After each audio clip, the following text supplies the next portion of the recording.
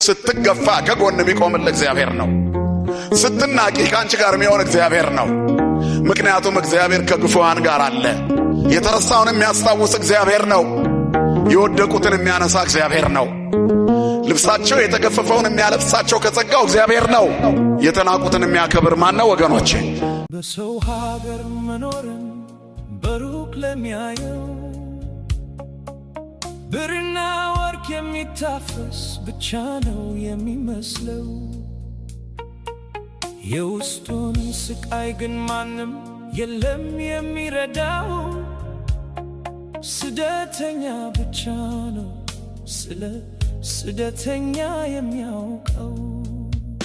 በናፍቆት ያለቀሰ በሰው ፊት ሳቂታ፣ የእናቴ ናፍቆት የአባቴ ትዝታ፣ የወንድም የእህቴ የልጅ ጨዋታ በየቀኑ ይመጣል በምናቤ ታይቶ።